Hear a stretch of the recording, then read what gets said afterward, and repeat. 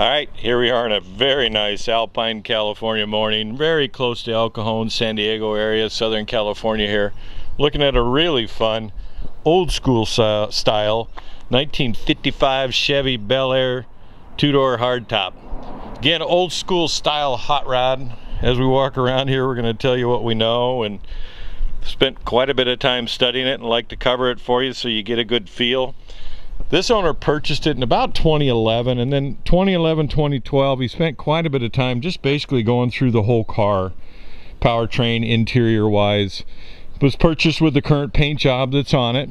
It's a average, professional, good kind of car you can drive and have fun with, and a lot of people are going to have compliments about it, that kind of thing. You could pick it a little bit. He could have blocked it a little bit better, but I'm trying to give you all the reflections, and the car definitely is a great looking car. We've had people walk by and go, nice car, nice paint. Anyway, all the trim is very nice and nicely done on the car. We've been underneath it, a body on style restoration. Just kind of give you a feel here as we go around like we usually do. Nothing's been modified on the body, that type of thing. It has BF Goodrich radials on it, all done about last year, so they're very low miles on the BF Goodrich TA radials. Same size front and rear, full size spare in the trunk. Has 4-wheel disc brakes on it. They're SSBC brake components on it. Kind of give you a feel there, and we'll spend some time on the undercarriage. Panel fit overall is very nice on the car. See how the trim still lines up on it. I said the overall presence is just a great looking hot rod. Nice affordable double nickel Tri-5. You gotta love the nose on these 55s. I like it a lot. Kind of give you a feel here. Underneath the hood, very nicely done, nice and tidy. ZZ4 350 V8, upgraded GM performance camshaft in it with roller rockers, aluminum heads. Dual quad, Muncie 4-speed, has a Chevelle rear differential with Eaton Posi 340s ratio. Kind of get an idea of the reflections on the paint here. Little bumperettes on the front are always a nice touch on these double nickels. Again, give you some reflections down the side. I know the light's a little odd there. Windshield wipers do work. Again, the overall fit of the doors and the panels are nice. Body on style restoration. 2011, 2012, when he went through it, did the whole interior has been done. The car has about 2,500 miles on it since this owner's owned it and kind of went through everything. Trying to relive the 60s and 70s kind of feel. All factory dash, non-modified, other than, you know, a couple little things. You'll see the chrome dash, glove box, stainless Flaming River steering column in it. Good old Muncie 4-speed Hurst Shifter on it there. Little bow tie sewn in the seats here. It's an ultra leather interior. It looks like leather. However, it has better wear characteristics, that kind of thing. All the way through. Nice upper end style carpet in it. Billet sill plates here. Under dash gauges. The bows in the headliner. All the lights work in it. He's bought new painless wiring in it when he went over it. So all new modern painless wiring. Doors shut nice. The flippers work nice. I'll do that again if you want. We've got the windows down for the hardtop, but I did take pictures of the windows up, and those will be at Spud's Garage for you to take a close look at that.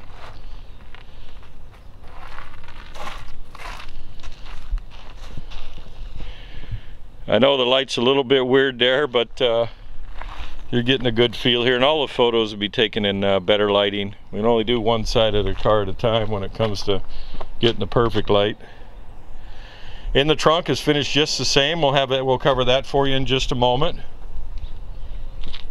Again, all factory style trim, non-modified. Great looking car. Average professional body prep and paint, but it's a good looking car right here, boys and girls. Give you a feel. Door catches stay open like it's supposed to. We're even on a hill here. Has seat belts front and rear. Again, the ultra leather interior that we talked about. Bow tie in the back seat. It has 6x9 speakers in the rear window here. You can see the bow ties punched through the ultra leather. Kind of car you just go down to the boulevard at night and you cruise with and that kind of thing, and take the grandkids out if that's what you want to do. And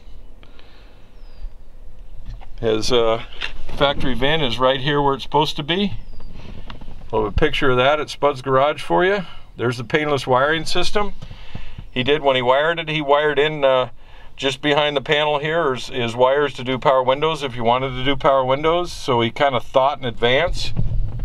You'll see the Hurst Shifter here, like we talked about during the walk around. This is a true hot rod. This gentleman didn't care if he had heat and air.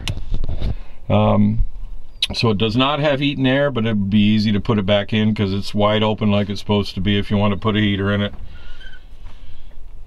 When he went through the car, he replaced the instrument cluster here so the speedo would be accurate and all that type of thing. It's got 2,545 miles since a complete once-over. Windshield wipers work.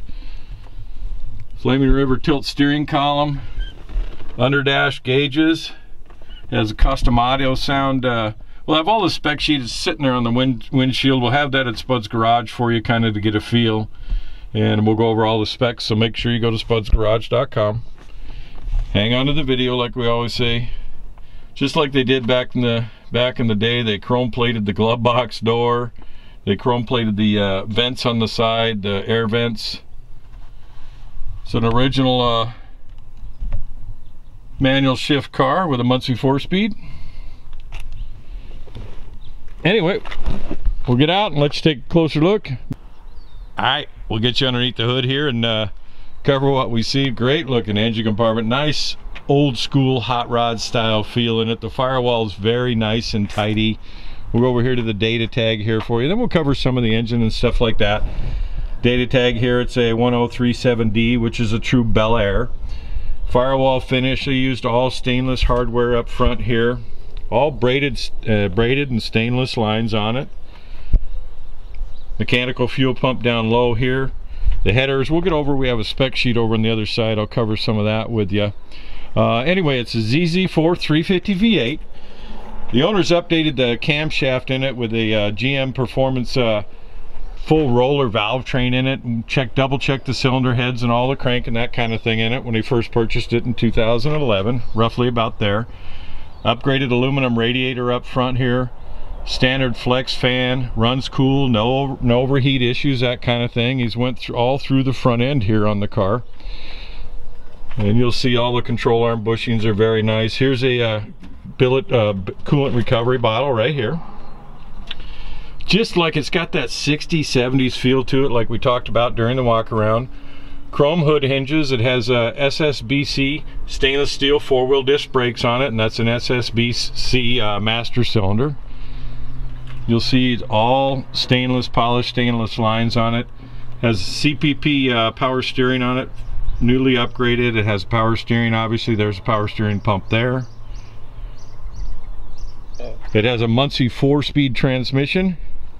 It has a GM 10-bolt rear differential. We're going to go over here and kind of cover the specs with you. I like these fill panels that with a bow tie punched out of it there, but nice and tidy underneath the hood. He's actually won a trophy for best engine at a Ford event, if you can believe that. It's cool. Still has a windshield wiper on it. It has a GM Performance part hot cam in it. Roller rockers, dual CFM Edelbrock carbs, Mallory electronic distributor in it. I'm looking at the spec sheets, what I'm doing. Those are Doug's headers. Doug's headers are nice the way they flow. They're almost a tri-Y design. Gonna fire it up so we can hear it run.